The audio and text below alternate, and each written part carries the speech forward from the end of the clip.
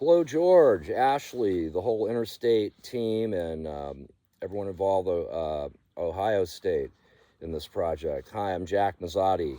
I'm recording this short video about me and the work I do. Um, it'll be on an unlisted YouTube link, so you can share it, but it's not something that can be searched online for.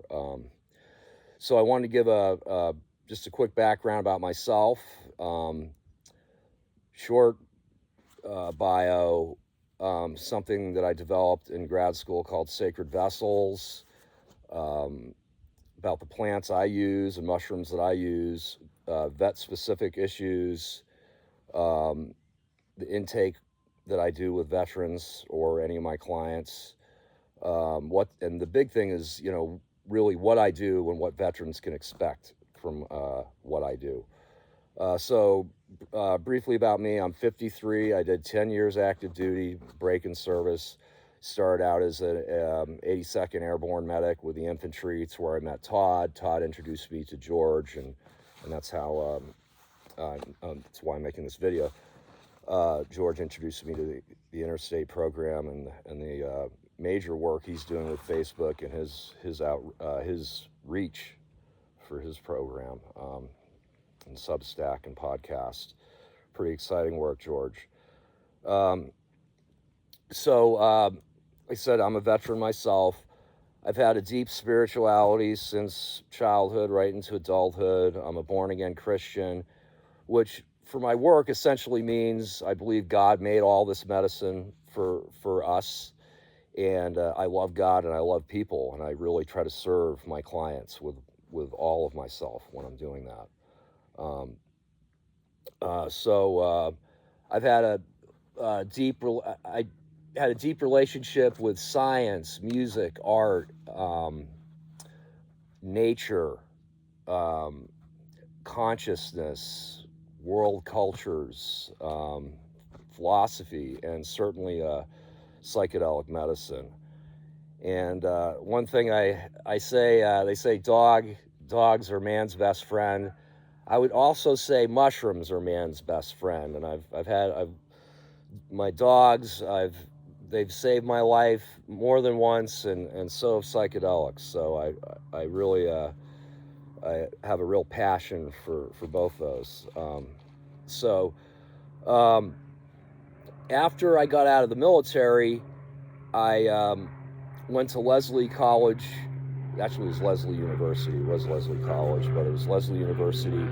They have the only expressive arts therapy program, as well as individual art therapy, music therapy, dance movement therapy, drama therapy, with specialists in all those fields. So I finished my undergrad in fine art and art therapy, and my master's degree was in clinical mental health counseling and expressive arts therapy. And I created a program there to treat trauma called Sacred Vessels. And I could do whole seminars on that whole process, but I want to keep this a little short and sweet. But I use, specifically out of the art therapy, I use journaling. And I'll talk a little bit more about that. But Sacred Vessels, like I said, I could do a day experiential seminar on any of those uh, different modalities at the drop of a hat. I used it in the VA, in the vet center. I was a vet center counselor for 7 years. I created the only MST co-ed group in the whole country. Me and a very good close friend and work colleague, Jen Hamilton, we created that program together, and we ran it for 6 years, and we used all the different sacred vessels modalities in that group to great effect. Um, the difference I had with the VA, which is for another time, is basically I felt like I could do 10 years of therapy in 4 months using psychedelics, and they were not ready for that. So I now work for myself.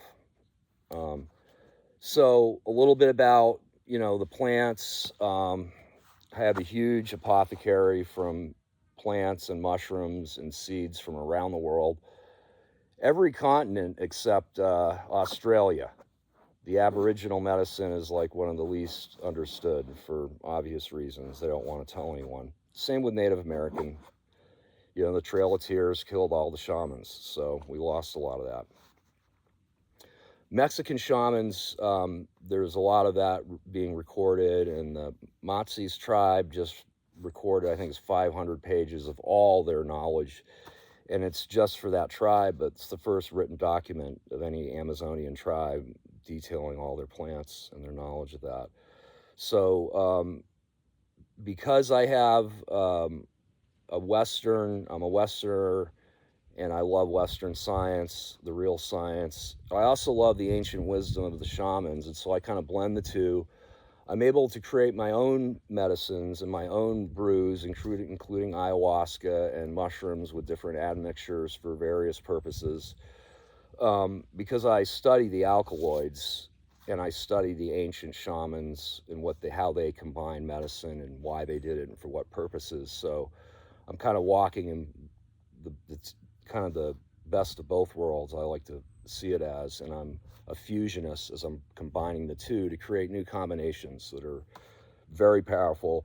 I make medicine to order for the client individually, and I treat it the same way I treat food. I love to cook, Italian food. I have, deep Italian roots, and so I treat food and my art and my music that I create and my medicine, it's all part of um, um, fine arts and boutique craft. So moving on to veteran issues that psychedelics can really specifically help with, and there's a lot of them, but the obvious one is PTSD and all those symptoms, MST, military sexual trauma, which in complex PTSD, suicidality, homicidality, TBI. I had 2 TBIs in Afghanistan. I got blown up twice and resulting in drop foot, and I had memory problems, and I would sometimes drop things in graduate school. It'd be very embarrassing. I've rectified that to like 99% with using psychedelics, primarily mushrooms and Amanita muscaria. I can get very much into mushrooms, but I want to keep this kind of short. Not all mushrooms are created equal. It's more than just the entourage effect. I happen to know probably the greatest mushroom grower, one of the greatest mushroom creators of new strains. Um, so I would like for her to be involved because they're not all created equal. And as far as I'm concerned, and I've had thousands of hours on psychedelics, high psychedelics, throughout my life, and hers are the very best. But TBI, so psilocybin, along with cordyceps, mushrooms, and certainly lion's mane, which helps repair the myelin sheaths, that's a big deal. I use those mushrooms. I microdose, more days out of the week with one of the functional mushrooms, and sometimes psilocybin more than days I don't. So another big thing, and this is where psychedelics and my work, specifically my expertise, really comes into focus. So a lot of veterans and people with trauma, torture victims, things like that, they have bad images, they have bad sounds, they have bad memories, and they're related to imagery and sounds, not so much words. They're not always in a straight timeline. Well, part of what I do with my work is I'm a fine artist, and I create music. And I create music and art for the client while on psychedelics, which creates a safe sonic environment and a beautiful visual environment. And that is to help overwrite the bad sounds and the bad images, if that makes sense. It's very powerful work. It can be very transpersonal. And so those are, the veteran issues are really big. So the intake is is pretty basic. It's the things I really want to know is if they're on any other medicine, what their experiences are with psychedelics, any substances at all, what they're currently using or if they've never used anything. And then one of the biggest ones is social support because, I've done long-term therapy for a long time. I don't do that so much. I'm more focused on really acute issues and also training. I love to teach. But the social support, and if they have a therapist, and if they have a doctor, and they're all in agreement with what they're doing, you know, we all want to be on the same page. And then here's kind of like the really biggest things that makes a difference. Like if everything's green light, this is the biggest one, whether you're gonna have a change or not.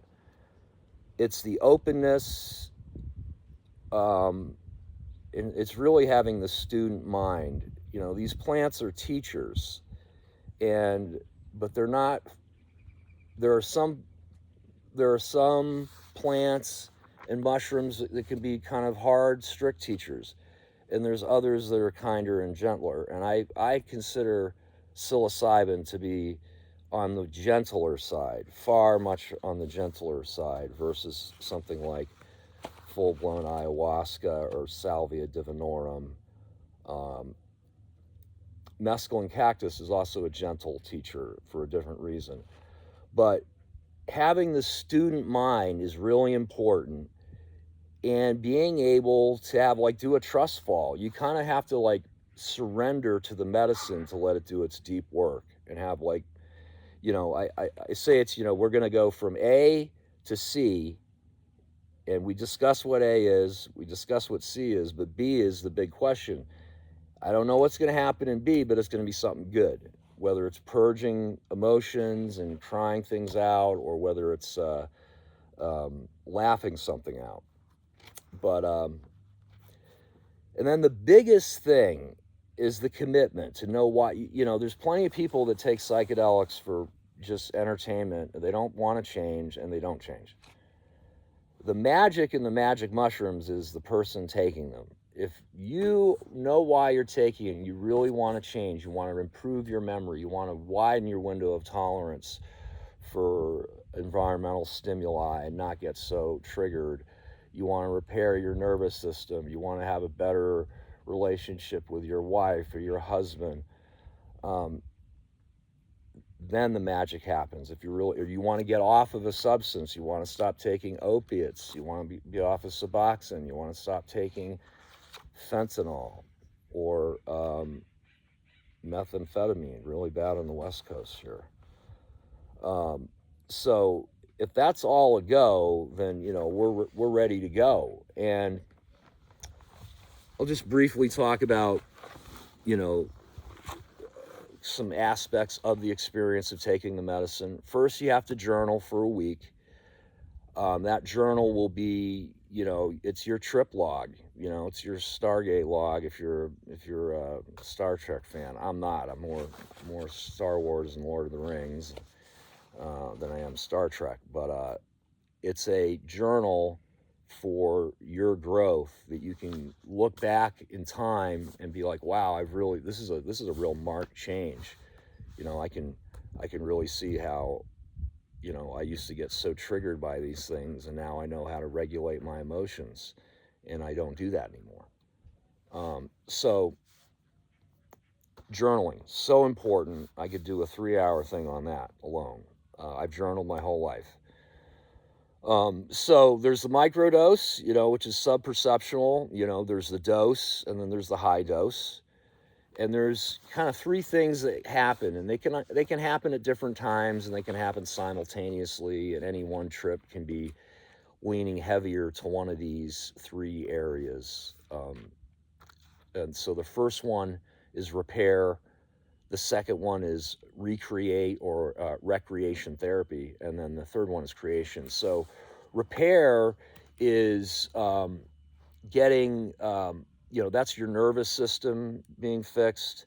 That's neurogenesis, dendrite formation. Synapses can connect to new new new dendrites, neuroplasticity. fMRIs have been exceptional. A lot of work in Israel has been done with fMRIs and ayahuasca and how that, down regulates the amygdala. So there's a lot of incredible stuff going on with fMRIs, and certainly with the repair aspect. The recreate is getting things that you lost back. Like if you have just, you just don't enjoy life anymore. But you used to. You used to love golf, but now you don't even want to leave the house. This can repair, but not just repair, but recreate and get back those things that are lost through recreational therapy. So one of those things for me is Jerry Garcia band, live. But certainly the biggest ones are going to the Yuba River, flowing right out of the heart of the mother lode, and then going up to the northern prehistoric rainforest with the redwoods, watching the whales.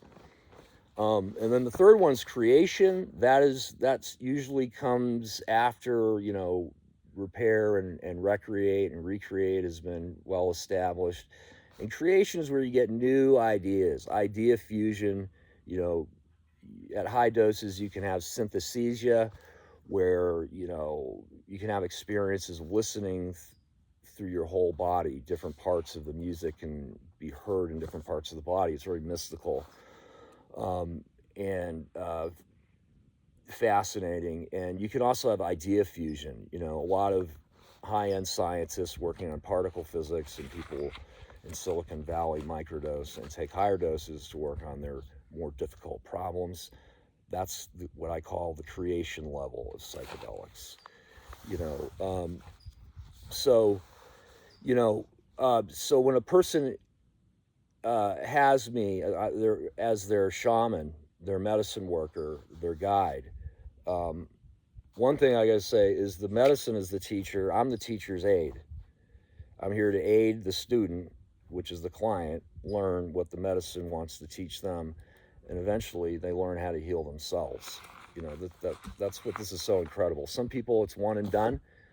They need one treatment. Some people need it once a month. Some people need it once every 10 years or once a year.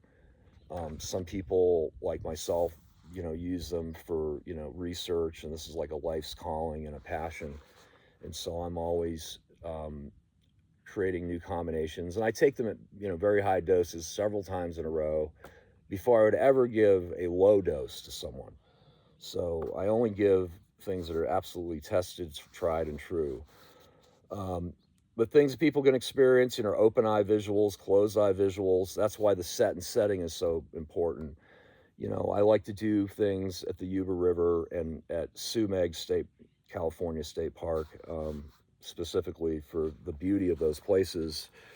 You don't want to have open eye visuals in a trash dump where it's not going to look so good, right?